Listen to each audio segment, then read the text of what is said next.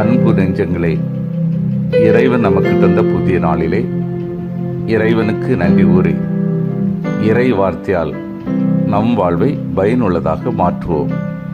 இறைவன் நம் அனைவரை நிறைவாக ஆசீர்வதித்து பாதுகாத்து வழிநடத்துவாராக. இன்று புனித அன்னை தெரசா விழாவை மகிழ்வாக கொண்டாடுகின்றோம். மத்தேயு நற்செய்தி நூல் பிரிவு 25 இறை சொற்றொடர்கள் 34 முதல் 40 முடிய. அன்பார்ந்தவர்களே, உலகமே இன்று இவரை அன்னை என்று அழைக்க காரணம் என்ன? இனம், மொழி, நாடு, பண்பாடு, கலாச்சாரம், மதம் என்ற எல்லைகளை கடந்து மனிதனில் இறைவனை கண்டு பணி செய்ததே முக்கிய காரணம். ஒரு தாயைப் போல அனாதைகளையும் தொழுநோயாளர்களையும் இறக்குந்தரவாயில் இருந்தவர்களையும் வேண்டாம் என்று வீதியில் வீசி எறியப்பட்ட குழந்தைகளையும் தாய் அன்போடு அரவணைத்து வாழ்ந்தார்.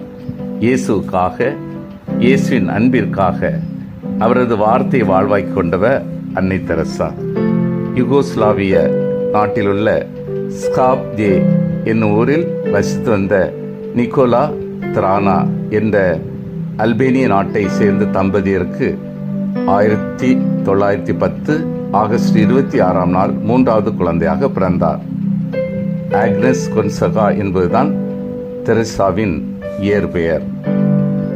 1925 மே மாதம் அவர்கள் பங்கிற்கு புதிய பங்கு தந்தையாக ஜாம் ரென் கோவிக் என்ற இயேசு சபை குருவானவர் வந்தார்.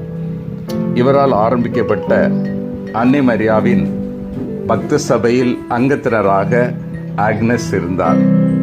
இந்த நாட்களில்தான் பல புனிதைகளின் வரலாறுகளை ஆக்னஸ் படிக்க நேர்ந்தது.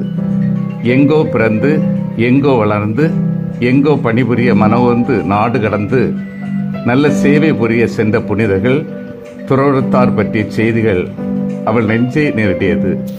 இதனால் இளமையிலேயே இந்தியா சென்று இறைவார்த்தை அறிவிக்க வேண்டும், ஏழை எளியவருக்கு உதவ வேண்டும், நோயிற்றோருக்கு தொண்டாற்ற வேண்டும் என்ற எண்ணம் இவருக்கு உருவாக காரணமாக இருந்தது.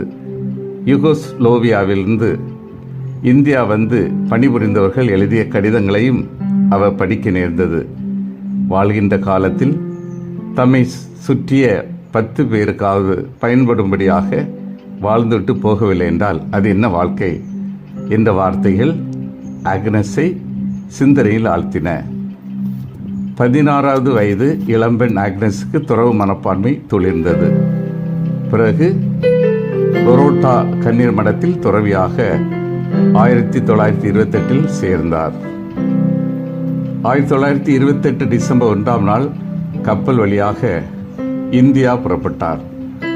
1929 ஜனவரி 6ஆம் நாள் கல்கத்தாவில் தனது கனவு பூமியில் கால் பதித்தார். 1929 மே 23ஆம் நாளிலிருந்து ஆக்னஸ் தெரசா என்கிற புதிய பெயரை தாங்கினார்.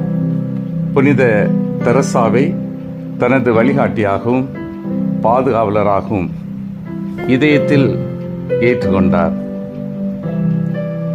1931 மே 24ஆம் தேதி கன்னியமடத்தில் தனது முதல் வார்த்தை பாட்டை ஏற்று சகோதரி தெரசா ஆனார்.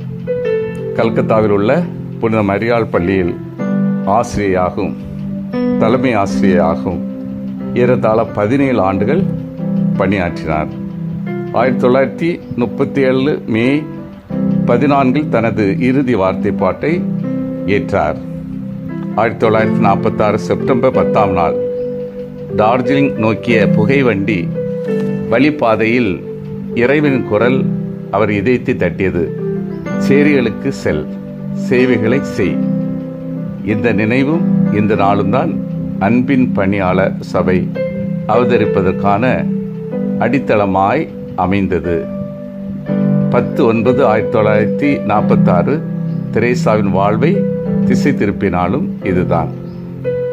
ஒரு சாதாரண இந்திய பெண்ணின் தோற்றத்திற்கு தனது கலாச்சார உடையை களைந்து 3 நீலக்கரையோடு கூடிய வெள்ளை சேலைக்கு மாறினார். அதனோடு ஒரு சிலுவையும் ஒரு ஜெபமாலையும் எடுத்துக்கொண்டார். 3 மாத மருத்துவ படிப்பிற்கு பிறகு தனது 38வது வயதில் 1948 டிசம்பர் 21ஆம் நாள் 5 ரூபாய் மூலதனத்துடன் கல்கத்தாவின் சேரியில் முழு மனதுடன் தனது பணி வாழ்வை தொடங்கினார்.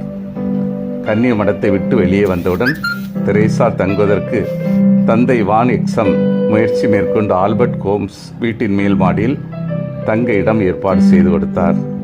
1949 மார்ச் 19ஆம் நாள் உற்ற துணையாக உரிய நேரத்தில் உதவிட வந்தார் தெரேசாவின் முன்னாள் மாணவி சுபாசினி தாஸ். 10 மாதங்கள் கடப்பதற்குள்ளேயே 10 கன்னியர்கள் அன்னையுடன் இணைந்தன. ஓராண்டு பரிசீலனை காலம் 1949 ஆகஸ்ட் 16ஆம் நாளோடு முடிவுற்றது. 1950 அக்டோபர் 7ஆம் நாள் அன்பின் பணியாளர் சபை திரு அவையின் அங்கீகாரம் பெற்று நடைமுறைக்கு வந்தது. அந்த காலகட்டத்தில் இந்த சபை அன்பின் பணியாளர் சபை என அழைக்கப்படும். இதன் முக்கிய நோக்கம் நகரத்திலும் கிராமங்களிலும் வாழும் மிகவும் ஏழை எளிய மக்கள், ஆதரவற்றோர், தொழுநோயாளர், இறக்கும் தருவாயில் இருப்போர் ஆகிய இவர்களுக்கு இலவச பணிபுரிவதாகும் என்று இருந்தது.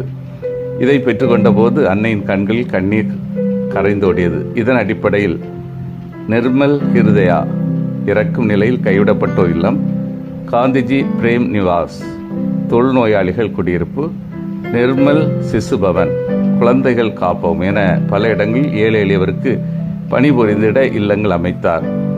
ஏழையின் சிரிப்பில் இறைவனை கண்ட அன்னை தெரசாவின் சபை இன்று உலகின் பல நாடுகளில் உள்ளது. பணம், பட்டம், பதவி, மதிப்பு, புகழ் இவை சராசரி மனிதன ஆசைகள். இந்த சரித்திர தாய்க்கு அவை சாதாரணம். உலகெங்கும் இருந்து பல விருதுகளும் பட்டங்களும் வழங்கப்பட்டன. குறிப்பாக இந்திய அரசின் பத்மபூஷன் விருது, நோபல் பரிசு, பாரத ரத்னா இத்தனை விருதுகளையும் பட்டங்களை இவர் பெற்றாலும் மக்கள் இவருக்கு தந்த அழியா பட்டம் நடமாடும் புனிதை. இவர் 1997ஆம் ஆண்டு செப்டம்பர் 5ஆம் நாள் தனது 87வது வயதில் விண்ணகம் சென்றார். இந்திய நாடு அரசு மரியாதையுடன் அவரை கொல்கத்தாவில் நல்லடக்கம் செய்தது. 2003ஆம் ஆண்டு திருத்தந்தை 2ஆம் ஜான் பால் அன்னை தெரசாவுக்கு அருளாளர் பட்டம் வழங்கி சிறப்பித்தார். 2016 செப்டம்பர் 4ஆம் தேதி புனிதராக உயர்த்தப்பட்டார். சிந்தித்து தியானித்து செயல்படுவோம். நான் எளிமையான உள்ளத்தோடு பணிபுரிகின்றேனா? நான் ஏழை எளியவரில் இறைவனை கண்டு பணி செய்கின்றேனா? இறைபணிக்கு எதிராக எழும் தடைகளை இறை வல்லமையால் எதிர்கொள்கின்றேனா? மன்றாடுவோமாக.